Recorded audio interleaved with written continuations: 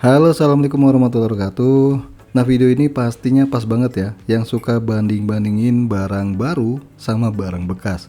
Terlebih lagi harganya bener-bener menggiurkan nih, dengan performa yang ditawarkan. Hayo, apa coba? Pura-pura nggak tahu? Atau tahu tapi nggak berani ngomong? Kalau udah dipasang di laut. Itu sih pagar laut ya. Ini bahas ya. Sebelum kita lanjut, bagi yang baru mampir dan belum subscribe, coba deh dipencet dulu tombol subscribe-nya. Apa yang terjadi? Warnanya berubah bro, amazing. Dan secara nggak langsung ini memberikan energi yang luar biasa ke channel ini. Oh ya, jangan lupa tombol lonceng dan kalau nggak keberatan tekan tombol thanks. Isi sih kelasnya.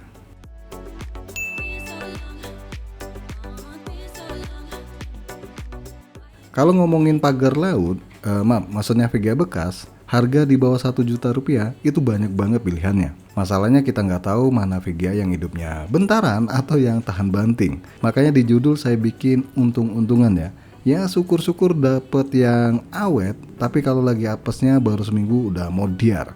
Pilihannya dari kubu hijau sendiri ada Nvidia GTX 970 nih.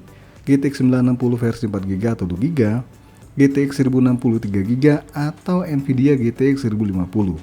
Yang nggak disebutin di skip aja deh, termasuk Lord Chestplate. Nah, untuk pilihan kubu merah ada AMD Radeon RX 580 versi 4GB. Kalau yang 8GB rata-rata masih tinggi ya, di atas 1 juta kalau nggak salah. Terus RX 570 8GB atau 4GB dan RX 560. Dan rasanya ini doang sih pilihannya. Nah, kali ini yang bakal kita bahas adalah AMD Radeon RX 570 4GB DDR5 256 bit. Dengan harga bekasnya cukup variatif ya. Ada yang menjual di angka 600 ribuan, ada juga yang 800 ribuan.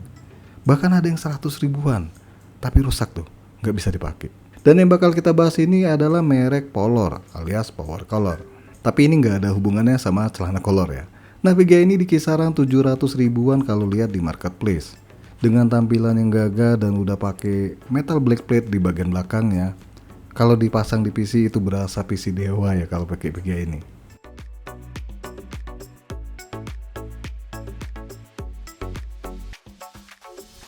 Sebelum kita lakukan uji coba kemampuan editing sama gamingnya, kita bahas dulu nih sejarah singkat dari AMD Radeon RX 570 dan juga rival beratnya.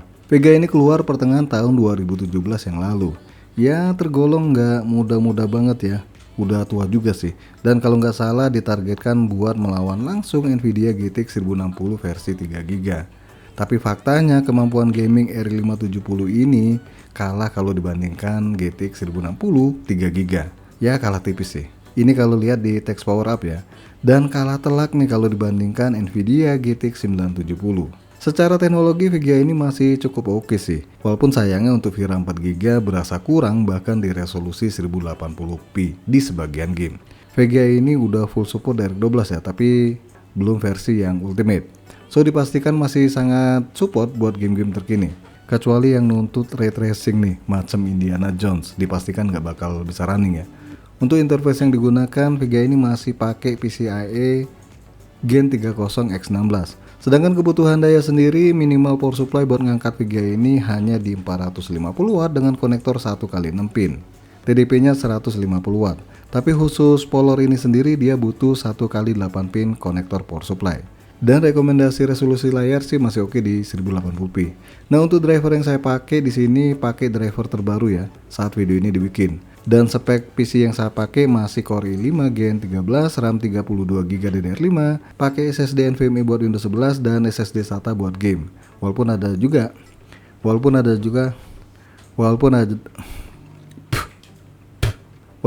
juga yang masih di harddisk ya.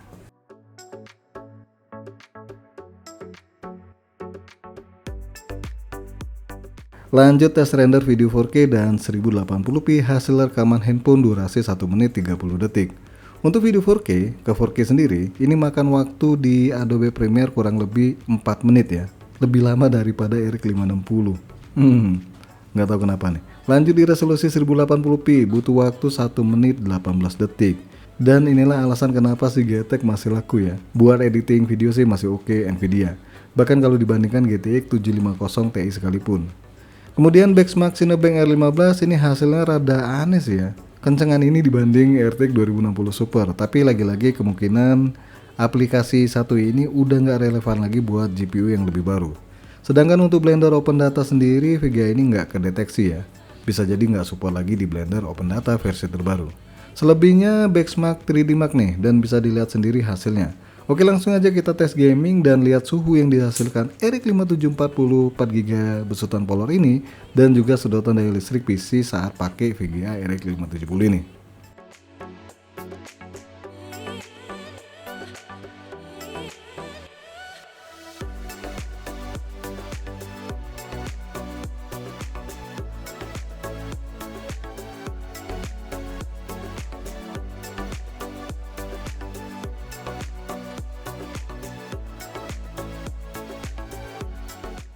Di sini saya main aman aja deh di resolusi 1080p, settingan nggak maksa juga biar kata VGA ini jauh lebih gagah dibandingkan VGA baru di rentang harga yang sama.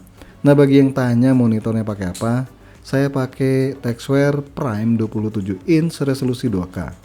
Kemudian pakai perekam layar nih, sayangnya dari kubu merah hasil rekamannya kurang smooth ya, khususnya RX 500 series ya, padahal frame rate-nya nggak jelek-jelek banget. Untuk PES 2025 ini lancar pakai banget ya di resolusi 1080p settingan low.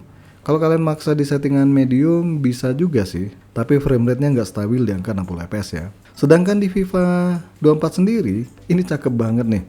Main di settingan ultra resolusi 1080p dapet ratusan fps bre. Kemudian di game Forza Horizon 5 bisa aja sih dipaksa settingan ultra tapi frame rate-nya cuma di angka 35 fps. Ya enaknya main di settingan high aja deh. Toh beda kualitas gambarnya nggak jauh banget. Dan bisa dapet frame rate yang jauh lebih baik. Hasil yang masih oke juga itu ada di game Need for Speed Heat nih. Settingan ultra frame rate-nya di angka 40 hingga 50 fps. Dan terakhir Need for Speed Unbound. Tanpa bantuan DRS pun settingan ultra masih oke lah di kisaran 30 hingga 40 fps.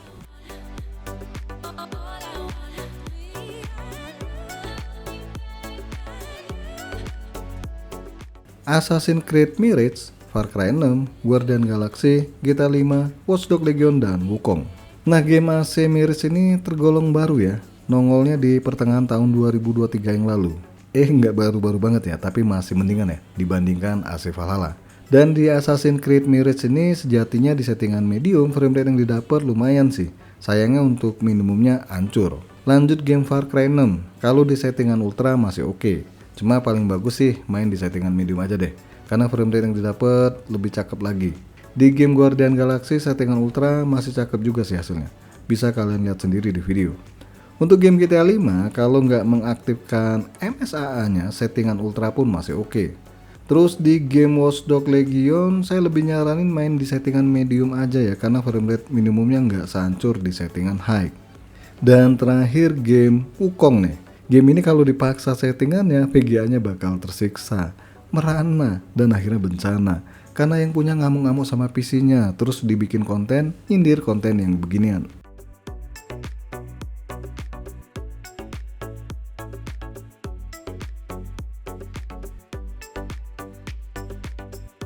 Apex Legends, Counter-Strike 2, Delta Force, Dota 2, Marvel Rival, PUBG, dan Valorant. Udah berasa bikin rangkuman gak sih? Nggak sia-sia dulu nyontek sama temen ya?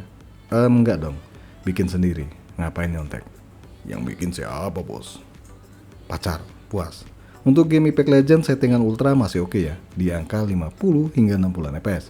Ya kalau mau ratusan fps pakai settingan low aja. Di Counter-Strike 2, settingan very high juga nggak beda jauh sama Apex Legends ya. Legend, sorry.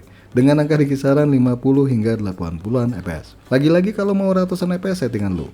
Untuk game baru ini yaitu Delta Force 2, nggak pakai 2 ya, Delta Force doang ya. Saya main di settingan medium aja deh. Karena makan VRAM-nya cukup lumayan nih kalau di settingan high. Di settingan ini kisaran 50 hingga 70-an fps ya. Bahkan kadang-kadang tembus di 100 fps. Di game Dota 2 settingan ultra masih cakep juga nih, rata-rata di 100 fps lebih. Walaupun kadang-kadang di bawah 100 fps ya. Di game baru Marvel Rival, settingan medium masih dapat frame rate yang cukup oke juga, di angka 50 hingga 70-an fps. Begitupun juga game PUBG nih, nggak beda jauh hasilnya di settingan ultra. Ya kalau mau ratusan fps pakai settingan very low.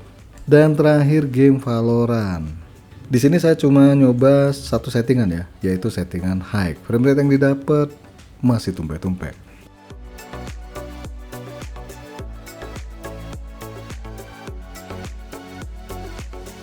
Ghost of Tsushima, God of War Ragnarok, Horizon Forbidden West, Resident Evil 4 Remake, dan The Last of Us. Untuk game Ghost of Tsushima, ini kalian masih bisa mainkan di settingan low resolusi 1080p dengan frame rate di kisaran 40 hingga 50-an fps. Lanjut game God of War versi awal nih. Kalau di settingan high berasa pas-pasan juga sih, karena keseringan di angka 30-an fps. Jadi paling enak di settingan medium. Terus versi Ragnarok ini kalau pakai settingan low aja tanpa bantuan FSR hancur banget. Cuma dapat belasan FPS. Ya udah terpaksa deh minta bantuan FSR nih biar dapat frame rate yang lebih baik. Begitupun juga dengan game Horizon Forbidden West nih. Wajib mengaktifkan FSR dan terima kondisi dengan settingan low.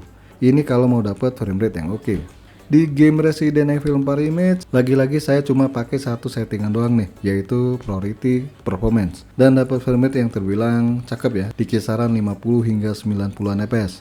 Dan terakhir game The Last of Us. Ini saya nggak tahu kenapa dibantu FSR pun hasilnya sama. Jadi kesimpulannya baik settingan low tanpa FSR sama low dengan FSR mirip-mirip ya.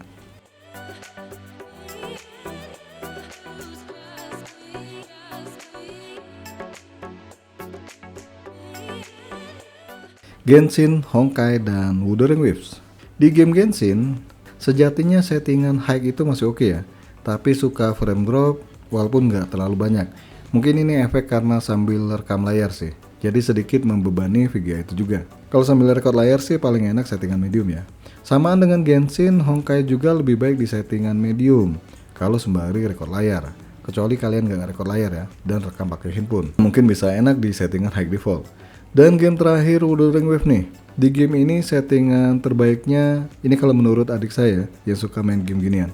Ini di mode balance, FSR-nya off. Itu kata dia loh yang suka game ginian. Kalau saya sih apa ya? Bisanya cuma main game Zuma doang tuh.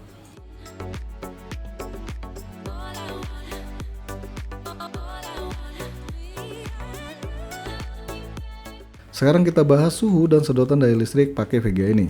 Pertama untuk suhunya sendiri nih. VGA ini tembus di angka 80 derajat Celcius. Panas ya, tapi sejatinya ini masih tergolong aman sih. Kemudian kalau lihat di GPU-Z, sedotan daya listrik VGA ini hanya di angka 155 watt. Nah kalau PC keseluruhan pakai VGA ini berapa coba? Untuk idle, sedotan daya listrik PC saya pakai VGA ini di kisaran 100 watt lebih dikit ya. Sedangkan pas loading game tertingginya hampir 300 watt. Nah kalau dipukul rata, ini sedotan daya listriknya pas gaming di kisaran 200-an watt. Boros? Ya pasti ya, karena memang VGA ini waktu rilis targetnya untuk kelas mid range, bukan entry level yang nggak pakai power atau daya tambahan. So harga murah, performa oke, konsekuensinya boros listrik ya. Ayo kalian pilih mana? Oke guys, sampai di sini aja dulu bahasan VGA RX 570 4GB besutan Polor. Jangan lupa support terus channel ini dengan cara subscribe, like, dan share. Terima kasih sudah mampir di MK Channel.